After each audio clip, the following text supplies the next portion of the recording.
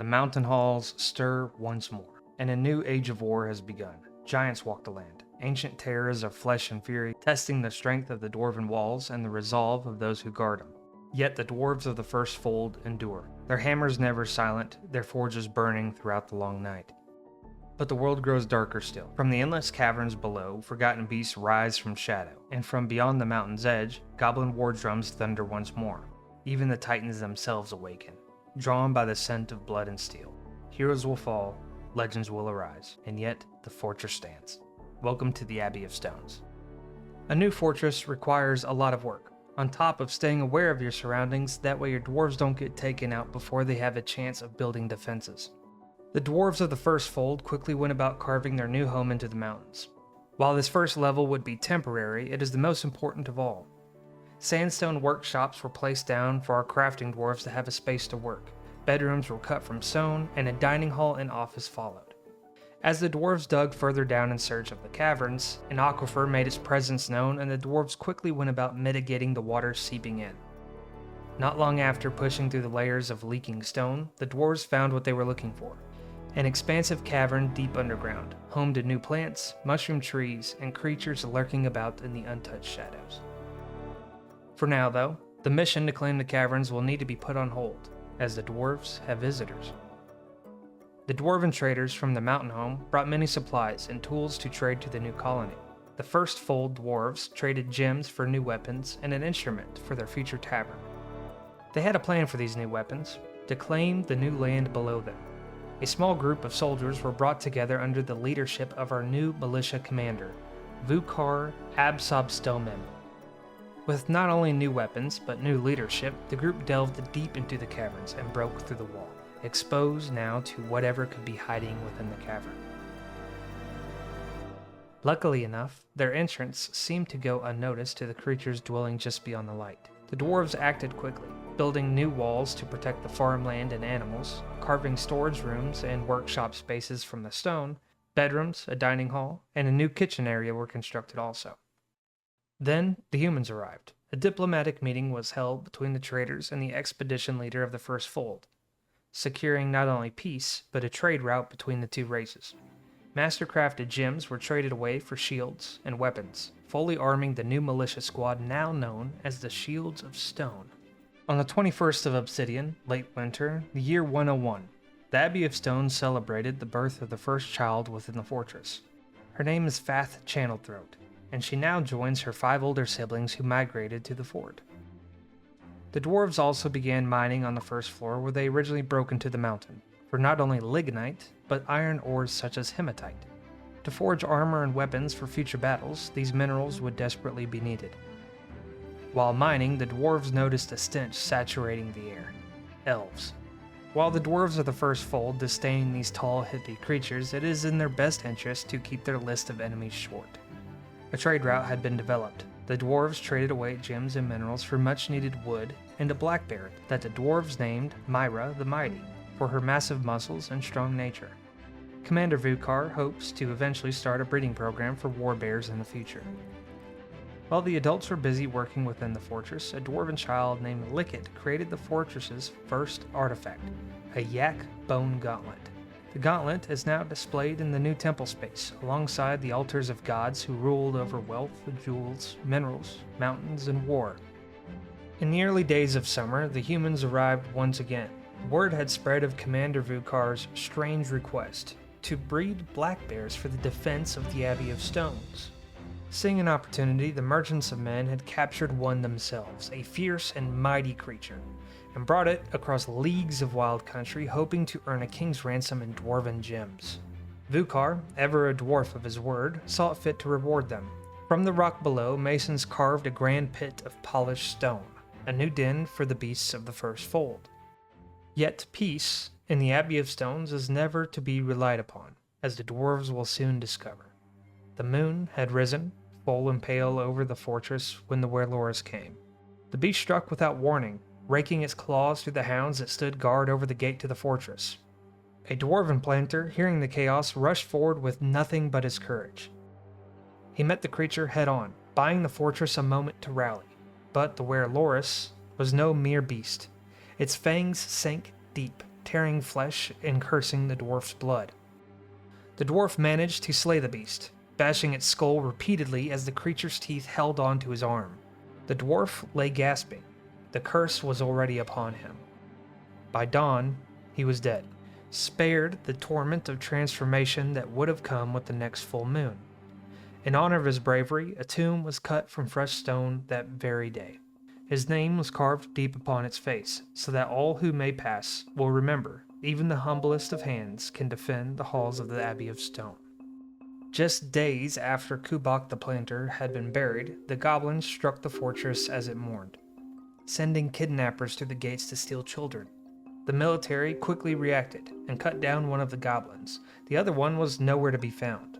Only later did the dwarves understand what had actually happened. A child, Dacost, had been stolen. The fort continued to mourn for a time. The loss of a fellow dwarf and a dwarven child had been hard.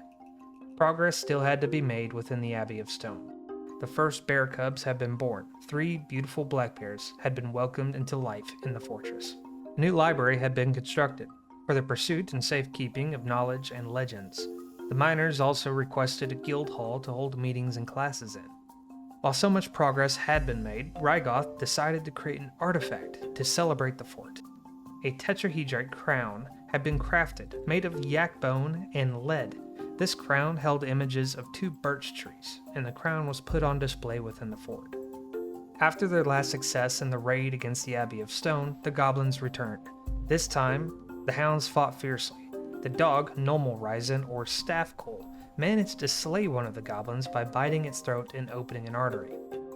The other goblin ran away, filled with fear at the sight of the beasts at the gates. The metalworking dwarves started to produce iron and copper bars once the miners had brought down new ore from closer to the surface. The war machine has taken its first step and will soon be running at full tilt. Later, the tall elves returned with a large supply of wood that the dwarves were needing badly. Again, they traded away gems cut from the rock around them. The Abbey of Stone had also received a new title from the mountain homes. They were no longer just an outpost, but now a village. So elections began for the mayor. Zaneg Koganuker, the expedition leader, managed to win the votes of his peers and became the first mayor of the Abbey of Stone. And once again, the goblins arrived, this time with a larger party than past attempts. They must have wanted more numbers after the gatehounds took out their comrade last time. This time, the militia squad led by Vucar were waiting on them. With new iron armor and weapons supplied by the blacksmiths, Vucar saw this as an opportunity to put it to the test. After cutting down 2 of the goblins, the other 2 fled, realizing their defeat. But triumph often stirs the attention of darker things. Days later, the earth trembled. An ancient foe emerged from the horizon, Geth Earthenites, the cyclops of legend. Over 2 centuries old, his hands stained with the blood of 27 dwarves from faraway fortresses. The dwarves met him within the fortress. Shields splintered as the cyclops raged within the halls. But Commander Vucar did not yield. He charged through the fight, his hammer raised high, and he brought it down with all the fury of the mountain itself. The blow crushed bone and ended an age of terror. Geth fell, his single eye dimming forever. From that day forth, Vucar was given a new title, one the world would come to know him by as One-Eye's End. To honor him, the dwarves forged a silver statue, not depicting the battle, but the moment he was chosen to lead the militia squad, and placed it within the dining hall where every dwarf might remember the weight of command and the burden of leadership. The Abbey of Stones has won another battle. Its soldiers had proven themselves. Vucar led the Shields of Stone to a nearby goblin camp called Stolencride, to test the dwarves against the true enemy, and in hopes to find the dwarven child that the goblins had kidnapped. Though they killed 3 goblins on the raid, no child had been found. Below ground, the blacksmiths in the fort were preparing for war, not only the offensive but also the defensive requirements for the fortress. Laying down new copper traps with spinning blades to cut down the enemies, and also rock falls to crush them under the weight of the mountain. Just weeks later, from the swamps far to the south, came a storm of whispers.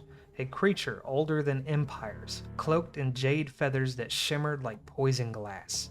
Its name was Rakan Gileab Usa Tula, the Swamp Titan. A colossal chameleon with a shell like emerald stone and its breath wove webs as thick as rope. For nearly 3 centuries, it had wandered in the wilds, leaving behind nothing but ruin. 86 kills to its name, human and goblin alike. And now, the Titan set its gaze on the Abbey of Stones. As it descended into the fortress, the militia rallied under Commander Vucar's banner. Among them stood Kumil, a seasoned warrior, and Unal, a young warrior and mother, her infant held close to her as she took her place among the line. The Titan struck out with terrible fury, spraying webs across the room and crushing stone beneath its claws. The dwarves fought bravely, their iron striking against scales harder than steel, but courage alone could not stop a god of the deep wilds.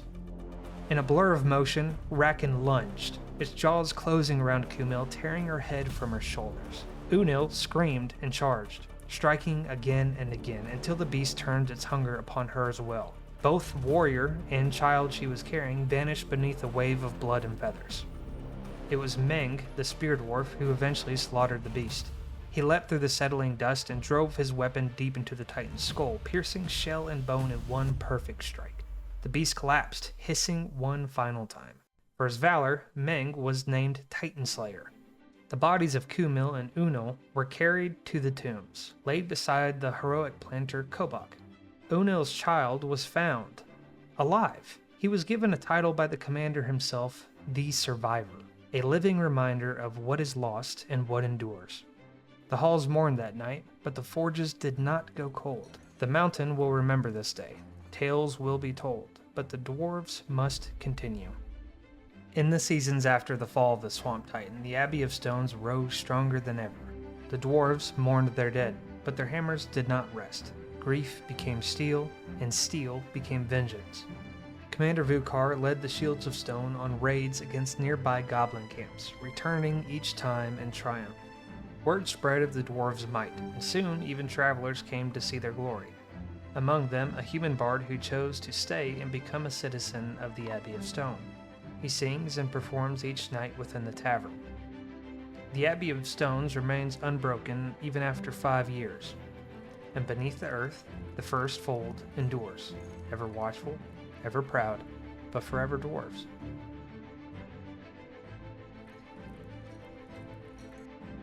Well, if you have made it this far, I just want to say thank you. This has honestly been one of my favorite projects to date. Just about over a year ago, I started posting Dwarf Fortress content, whether that be the tutorials that I started off with, or playthroughs like the Hall of Shores or the Wicked Anvil. I've started to focus more on this narrative storytelling kind of content.